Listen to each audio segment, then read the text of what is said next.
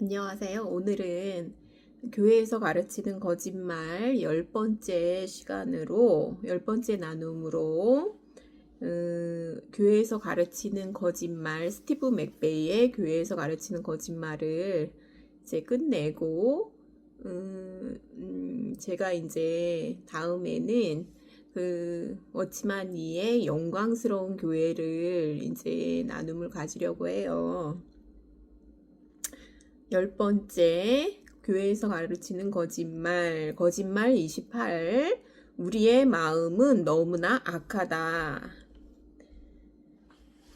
제가 좋아하는 부분인데요. 이 부분에 대해서 나눔을 갖도록 하겠습니다. 나는 수년간 내 마음의 중심에는 여전히 악한 것이 자리 잡고 있다고 생각했다. 하나님께 지난 내 모든 것을 용서받았다는 것을 알았지만 여전히 죄의 태도를 가지고 죄의 생각으로 인한 죄악된 행동을 하는 나를 보았기 때문이다. 게다가 많은 사람들로부터 우리 마음은 아직 악하고 신실하지 못하다는 말을 수없이 들어왔다. 그러나 우리의 마음은 더 이상 악하지 않다. 인간이란 생각하는 대로 행동하게 되어 있어서 우리의 마음은 너무나 악하다라는 거짓말을 진짜로 믿으면 실제로도 그와 같은 잘못된 신념에 따라 행동하게 될 뿐이다.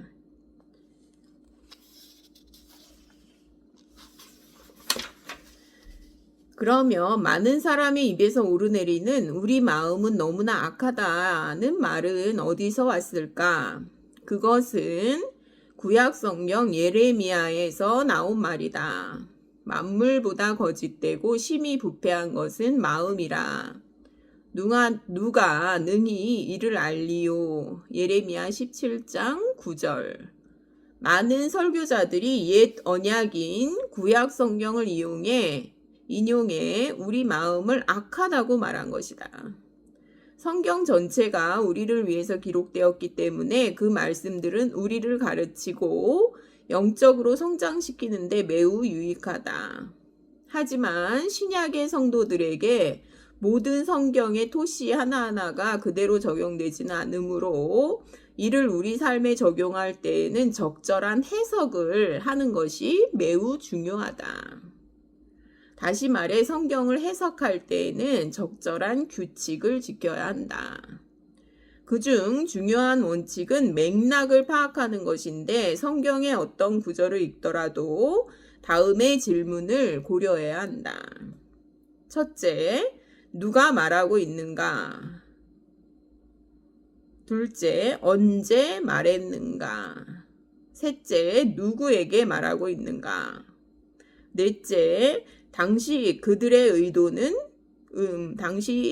의도했던 의미는 무엇인가? 다섯 번째, 메시지를 준 당시 상황은 어떠했는가? 십자가 사건으로 새로운 언약이 발효되기 전에 기록된 성경, 즉 구약을 읽을 때는 그 메시지가 율법 아래 살고 있는 사람들에게 주어졌다는 사실을 기억하며 해석해야 한다. 우리는 더 이상 구약 아래 살지 않고 예수 그리스도가 우리를 대신하여 피를 흘린 십자가에서 시작된 새로운 언약, 즉 신약의 시대를 살고 있기 때문이다. 그렇기에 성경을 해석할 때에는 자칫 내용을 오해하지 않기 위해 꼭 기억해야 하는 중요한 사실이 있다. 바로 성경은 우리 모두의 유익을 위해서 기록되었지만 모든 내용이 우리에게 직접적으로 적용되지 않는다는 점이다. 예레미야가 우리 마음에 대해 한 말은 당시 그의 이야기를 듣던 사람들을 향해서 한 말이다. 그들은 예수 그리스도가 십자가에 매달림으로 인해 새 시대를 시작하게 된 혜택을 경험하지 못했던 구약의 사람들이다. 그러나 은혜의 하나님은 옛 시대를 살고 있는 그들이 지닌 인간의 문제를 해결할 새로운 역사를 약속하셨다. 그게 신약이잖아요. 신약. 에덴 동산에서 언약을 어긴 이후 타락한 인간의 마음에 문제가 생겼다. 타락한 순간 인간의 마음은 죄로 어두워졌고 이를 치료할 길이 없었던 것이다. 죄악으로 물든 마음이 깨끗한 것으로 교체되는 것 외에는 다른 해결책이 없었다. 그래서 하나님은 예수님이 오시기 수백 년 전에 이 문제를 원천적으로 해결할 방법을 약속하셨다. 이게 에스겔 36장 25절부터 27절이죠. 맑은 물을 너희에게 뿌려서 너희로 정결하게 하되 곧 너희 모든 더러운 것에서와 모든 우상 숭배에서 너희를 정결하게 할 것이며 또 새 영을 너희 속에 두고 새 마음을 너희에게 주되 너희 육신에서 굳은 마음을 제거하고 부드러운 마음을 줄 것이며 또 내 영을 너희 속에 두어 너희로 내 율례를 행하게 하리니 너희가 내 규례를 지켜 행할지라. 에스겔 36장 25절부터 27절이에요. 이 약속은 그리스도가 오기 600년 전 예언이다. 은혜의 하나님은 이 예언을 통해 아들의 육체와 그의 역사를 통해 이루실 일에 대한 분명한 예표를 주셨다. 여기서 우리는 주님이 죽음을 통해 이루실 영적인 죄 씻음을 볼 수 있다. 이는 죄사함, 칭의를 비롯한 모든 것을 완성하는 역사다. 하나님은 예수님을 보내 우리의 굳고 타락한 옛 마음을 가져가셔서 부드럽고 예민한 새 마음을 주시고 또한 그의 영을, 성령을 우리에게 주시기로 약속하셨다. 이게 이제 새로운 약속이잖아요. 신약이잖아요. 우리의 마음이 너무나 악하다는 말이 왜 거짓인지 알겠는가? 예수 그리스도 안에서 이 모든 예언의 약속이 실현되었다면 우리 마음이 아직도 악하겠는가? 그렇지 않다. 그래서 바울도 이렇게 말한다. 주와 합하는 자는 한 영이니라. 고린도전서 6장 17절. 예수 그리스도와 한 영이 된 우리가 어떻게 예전과 같을 수 있다는 말인가? 어떻게 여전히 악한 마음을 품을 수 있다는 말인가? 이로써 그 보배롭고 지극히 큰 약속을 우리에게 주사 이 약속으로 말미암아 너희가 정욕 때문에 세상에서 썩어질 것을 피하여 신성한 성품에 참여하는 자가 되게 하려 하셨느니라. 베드로후서 1장 4절. 베드로가 말한 신성한 성품에 참여한 자가 된다는 것은 하나님의 성품이 우리 성품이 된다는 의미이다. 우리가 하나님과 연합했으므로 그의 성품을 받았다는 뜻이다. 이렇듯 그리스도 안에서 구원을 받은 우리는 하나님께 새로운 마음도 받았다. 새로운 마음이라는 건 새로운 생각, 의지, 감정을 받았다는 거예요. 그리고 우리 안에는 예수 그리스도의 성품이 충만하니 그가 우리의 의가 되신다. 우리의 마음이 너무나 악하다는 생각은 버리라. 그리스도가 이루신 일과 그가 우리에게 주신 생명으로 우리의 마음은 의롭게 되었다. 그런즉 누구든지 그리스도 안에 있으면 새로운 피조물이라. 이전 것은 지나갔으니 보라 새 것이 되었도다. 고린도후서 5장 17절. 우리 마음이 너무나 악하다는 잘못된 가르침은 우리가 우리의 마음을 믿지 못하게 하는 원인이 된다. 그러니 이제 그리스도를 온전히 의지하자. 우리 안에 사시는 그리스도의 영은 우리를 바른 길로 인도하시고 우리가 완전히 그의 형상에 이를 때까지 그 일을 멈추지 않으신다. 그러니까 우리 마음이 심히 부패하고 거짓되다는 것은 지나간 거죠. 지나간 거죠. 그리고 우리는 교체되었어요. 새로운 마음, 새로운 영, 그 안에 성령이 오셨어요. 그러니까 이제 그런 거짓말을 우리 마음이 심히 부패했다. 심히 거짓되다. 이런 거짓말을 믿어서는 안 되죠. 우리는 그 정체성을 회복해야지 신의 성품에 참여한 자가 될 수가 있어요. 이게 이제 거짓말, 교회에서 가르치는 거짓말 28번째에 나와 있었고요. 그 다음에 거짓말 33번째 거짓말. 그리스도는 하나님의 율법을 지킬 힘을 주신다. 거짓말이라는 거죠. 하나님의 율법을 지킬 힘을 주신다. 그러니까 우리가 이제 새로운 마음이 되었으니까, 새로운 영이 되었으니까 하나님의 율법을 지켜야 된다. 거짓말이라는 거죠. 이것은 거짓말이라는 거예요. 하나님의 율법에 관한 내용은 사람들이 잘못 이해하는 주제 중 하나다. 예수님이 우리 안에 사시는 것은 우리에게 하나님의 법을 지키게 하기 위해서라고 생각하며 이렇게 말한다. 제가 예수님을 신뢰할 때 예수님은 저를 통해 율법을 이루십니다. 거짓말이라는 거죠. 예수님이 우리를 통해 그의 생명을 나타내시면 우리는 율법에 초점을 맞추지 않고도 율법을 지킬 수 있다. 거짓말이라는 거예요. 왜 그러냐면 예수님이 힘을 주시면 우리가 율법을 지킬 수 있어. 거짓말이라는 거예요. 이런 생각은 단순히 율법과 우리와의 관계를 부정적 관계에서 긍정적 관계로 바꾼 것일 뿐 여전히 우리를 율법에 매어두는 것임을 알아야 한다. 성경은 우리와 율법 사이에 더 이상 아무런 관계가 없다고 분명히 말한다. 율법이 긍정적이든 부정적이든 말이다. 율법을 주신 이유는 모세의 율법을 주신 이유는 그 언약의 효력은 예수 그리스도의 죽음으로 계시된 신약 때까지 이어졌죠. 하나님은 왜 이스라엘 민족에게 율법을 주셨을까?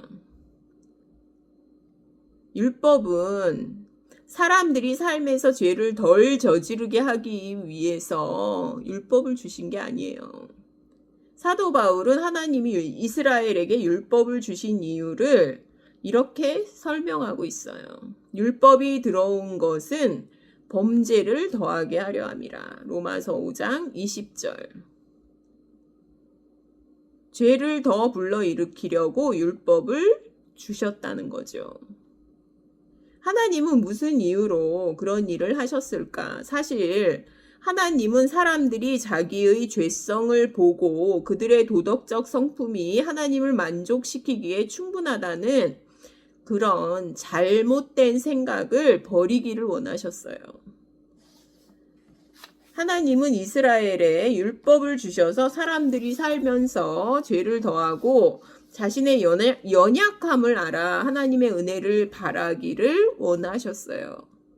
그러나 죄가 더한 곳에 은혜가 더욱 넘쳤나니. 로마서 5장 20절. 이같이 바울의 말처럼 인간의 죄가 더하면 더할수록 하나님의 은혜는 더욱 넘친다. 그러니 자신을 선하다고 여기는 이스라엘에 은혜가 역사할 수는 없었다. 은혜는 자신의 죄성을 보고 인정하는 자에게만 역사하기 때문이다. 그러니까 율법을 주신 이유는 죄를 더하게 하기 위해서. 율법은 과거 이스라엘 민족에게 주어진 것이지만 그러한 은혜의 원칙은 오늘날 이방인에게도 동일하게 적용된다. 이방인들이 하나님께 선하게 보이기 위해 율법을 지키려 한다면 하나님의 은혜가 설 자리를 잃는 것이다. 이같이 율법이 우리를 그리스도께로 인도하는 초등교사가 되어 우리로 하여금 믿음으로 말미암아 의롭다함을 얻게 하려 함이라. 갈라디아서 3장 24절. 이스라엘에 율법이 주어진 것은 그들의 죄성과 그것을 씻기 위한 노력만으로는 하나님께 받아들여질 수 없음을 드러내기 위해서였다. 그러니 어떻게 예수 그리스도가 우리에게 율법을 지키게 하려고 우리 안에 사신다고 생각할 수 있겠는가? 예수 그리스도는 우리에게 율법을 지키게 하려고 오신 것이 아니다. 그는 우리를 대신하여 율법을 성취하시고 율법의 체계에서 우리를 완전히 벗어나게 하기 위해서 오신 것이다. 이거를 우리 안에서 율법을 지키게 하려고 오신 게 아니에요. 그리스도는 모든 믿는 자에게 의를 이루기 위하여 율법의 마침이 되시니라. 우리는 율법을 지킬 필요조차 없다. 이미 우리 안에 율법의 성취인 그리스도가 사시기에 우리는 더 이상 율법이 필요하지 않기 때문이다. 하지만 이 말은 율법을 지키지 않는다는 것이지 율법을 어긴다는 뜻이 아님을 유의하기 바란다. 재차 말하지만 우리는 율법과 아무런 관계가 없어요. 왜 그러냐면 우리는 율법에 대하여 죽임을 당했기 때문이에요. 예수님은 우리가 하나님의 율법을 지키도록 도우시는 분이 아니다. 그뿐만이 아니다. 주님은 우리가 율법에 초점을 맞추는 것이 심각한 실수임을 알기 원하신다. 즉, 우리 생각에 하나님이 요구하실 것만 같은 일련의 규칙이 아닌 하나님 자신에게 초점을 맞추기를 바라신다. 이미 예수님께서 모든 율법을 끝내셨기에 성부 하나님은 우리에게 규칙을 요구하지 않으신다. 그러니까 어떤 규칙이나 율법이나 이런 것에 대해서 죽임을 당했어요. 우리는 이미 그리스도와 함께 죽임을 당했거든요. 근데 다시 그 아래로 들어가면 안 돼요. 너희가 법 아래에 있지 아니하고 은혜 아래에 있고 로마서 6장 14절 이제는 율법에서 벗어났으니 로마서 7장 6절 꼭 기억해야 돼요. 율법의 체계에 맞춰 살려는 노력은 아무리 그 의도가 선할지라도 잘못된 것이다. 신실할지라도 잘못된 것이다. 우리가 율법에서 해방되었다고 가르치는 그러니까 우리가 율법에서 해방되었다 이렇게 가르치는 것을 도덕률 폐기론자라고 비판하는 사람들이 있어요. 이것은 율법에 반대하는 사람이라는 뜻이다. 그러나 그렇게 부르는 그들이야말로 율법에 반대하는 자들이다. 그들은 구약시대에 율법이 주어질 수밖에 없던 목적을 인정하지 않고 오늘날 그 율법을 삶의 도덕적 규율로 만들고자 하기 때문이다. 율법에 따라 살려고 노력하는 것은 저주와 같다. 왜냐하면 그 누구도 지킬 수 없는 것을 지켜야 하기 때문이다. 성경은 분명히 말한다. 그리스도께서 율법의 저주에서 우리를 속량하셨으니 갈라디아서 3장 13절 속량하셨죠. 아예 그냥 상관이 없어요. 우리는 율법과 상관이 없어요. 오늘날 종교적인 규범 이것도 이제 율법이죠. 율법에 따라 살려고 하는 노력 이것은 자신을 저주 아래 두는 행위라는 거죠. 성경도 무릇 율법 행위에 속한 자들은 저주 아래에 있나니 이렇게 썼어요. 갈라디아서 3장 10절. 따라서 예수님이 율법을 지킬 힘을 주신다는 거짓말은 예수님이 우리를 저주 아래 두시기 위해 오셨다는 말과 같다는 거죠. 그러므로 내 형제들아 너희도 그리스도의 몸으로 말미암아 율법에 대하여 죽임을 당하였으니 이제 상관이 없다는 거예요. 그러니까 죽임을 당한 사람이 뭔 법을 지켜요. 공소권 없음이에요. 다시 한번 그러므로 내 형제들아 너희도 그리스도의 몸으로 말미암아 율법에 대하여 죽임을 당하였으니 이는 다른 이 곧 죽은 자 가운데서 살아나신 이에게 가서 우리가 하나님을 위하여 열매를 맺게 하려 함이라. 로마서 7장 4절. 종교적 규범은 절대 열매를 맺을 수 없다.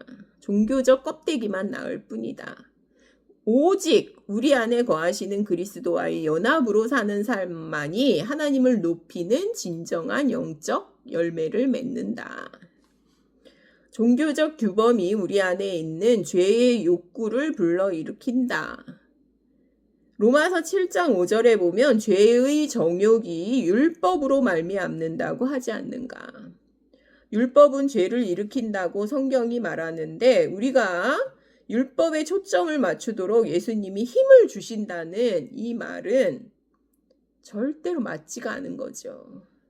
우리는 하나님이 우리의 삶에서 요구하신다고 착각하는 삶의 규칙이 아닌, 우리는 규칙에 이제 더 이상 얽매일 필요가 없어요. 규칙이 아닌 그리스도 자체에 초점을 맞춰야 한다. 예수님은 우리 삶의 근원이 되시니 우리는 우리 안에 있는 그의 생명으로 하나님께 영광 돌리는 생활을 할 수 있다. 이게 왜 그러냐면요. 법이 이제 우리가 법의 적용을 받게 되잖아요. 그러면 그 비유가 있잖아요. 어느 날 이제 강도 만난 자가 거반 죽게 된 거예요. 거의 죽게 된 거예요. 그런데 제사장이 지나가다가 피해가요. 왜 그러냐면 이 사람을 만지면 율법을 어기게 되기 때문에 피해가요.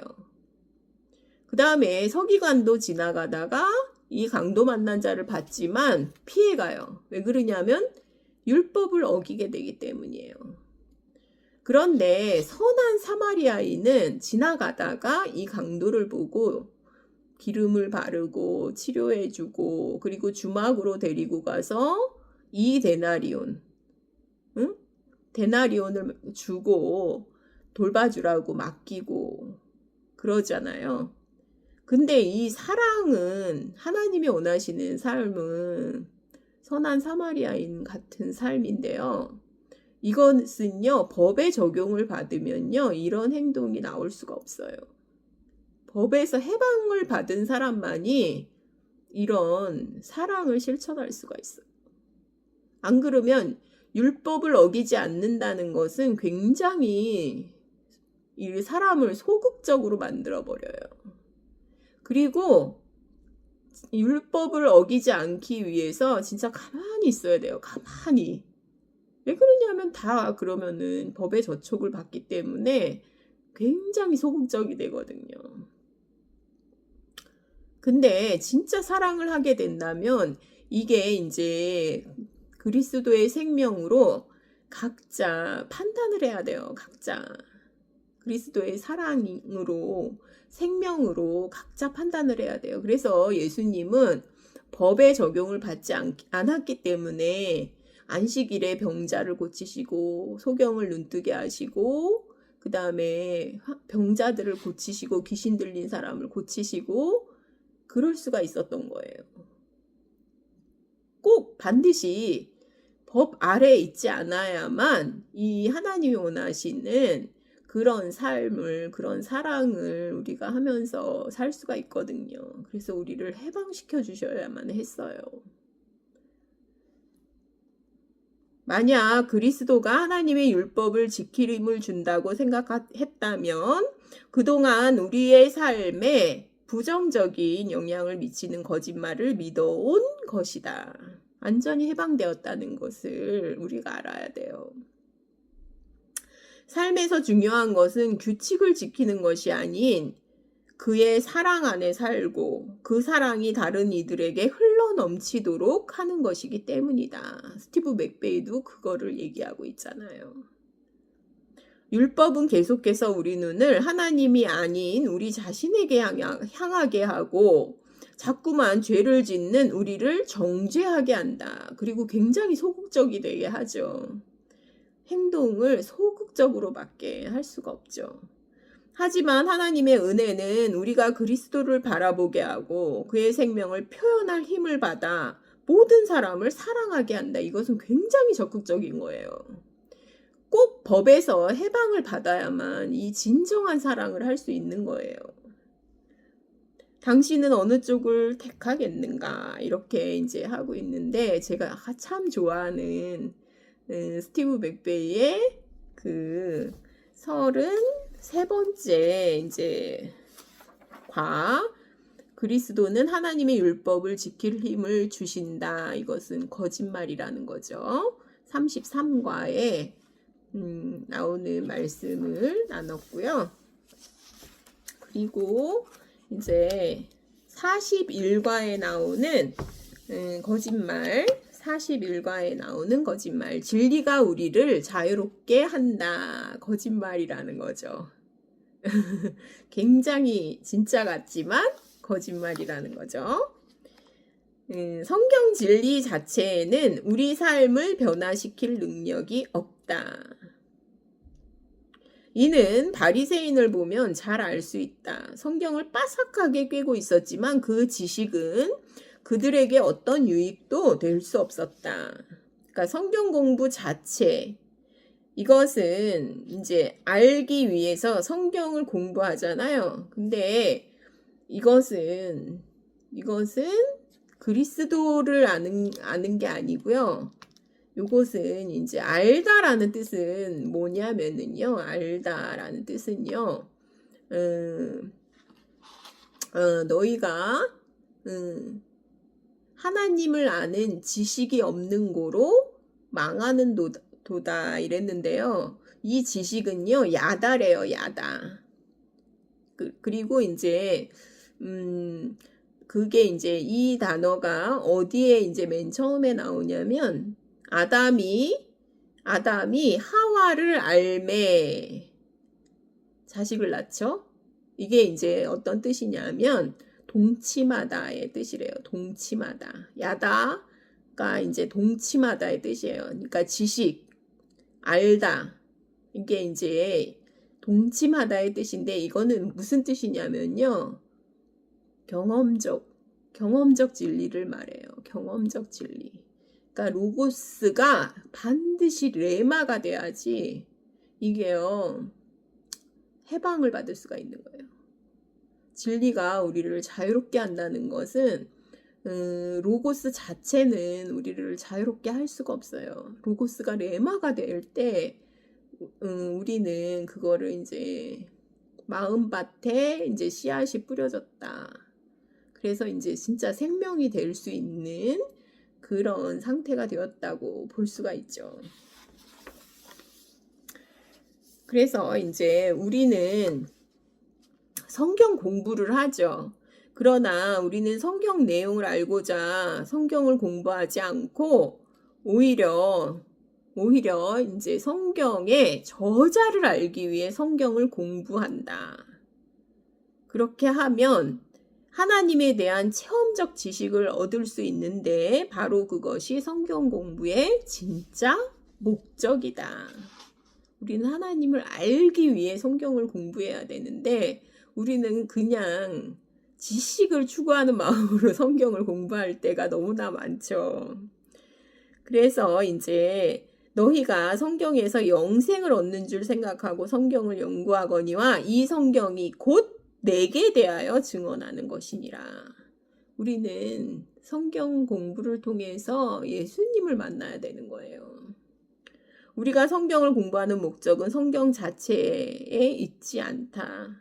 오직 그분을 배우는 데 목적이 있을 뿐이다. 현대교회는 진리가 너희를 자유롭게 하리라는 말을 잘못 받아들여서 마치 성경의 내용이 우리를 바꾸기라도 할 것처럼 생각한다. 그러다 보니 어떤 사람들은 성경을 종교 지침서 정도로 생각한다. 그러나 실제 설교나 성경 공부를 할 때 그들이 성경을 대하는 태도를 보면 지침서 정도로 여긴다는 것을 우리가 알 수가 있다. 우리의 삶에 성경 가르침을 적용할 때 우리는 구원자를 더 친밀히 알아가기보다 우리가 한 일과 할 일에 초점을 맞추는 경우가 많다. 사람들은 성경적 원칙을 발견하고 그 원칙이 우리 행동에 어떤 지침이 될 것인지 제시하지 않으면 그 가르침이 실용적이지 않다고 여긴다. 이것은 실용적 가르침, 이것은 자신이 무언가를 해보려는 갈망이 교묘하게 담겨 있다. 문제는 올바른 행동을 하는 것이 그리스도인의 목표인 양 성경을 가르치는 데 있다. 이 가르침은 옳지 않다. 성경의 절대적인 목적은 예수님을 아는 것이고 우리의 행동이 바뀌는 것은 그 다음이죠. 목적이 주객 전도된 상황이 되면 죽은 신앙생활로 끝날 뿐이다. 우리가 이거를 우리의 행동을 바꾸는데 초점을 둔다면 죽은 신앙생활로 끝날 거예요. 우리는 성경 지식대로 살라고 부르심을 받은 것이 아니다. 주님이 우리를 통해 나타내시는 진리, 즉 내주하시는 그리스도로 살기 위해 부르심을 받았다.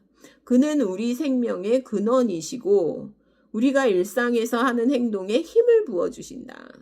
이는 우리가 배운 교리에 맞춰 행동하려는 종교적 결단과는 다르다.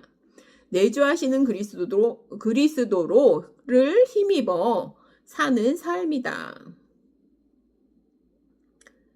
과거 예수님도 우리에게 어떻게 사는 법을 알려주시려는 것이 아닌 아버지 하나님이 누구이신지를 밝게 드러내려 오시지 않으셨는가?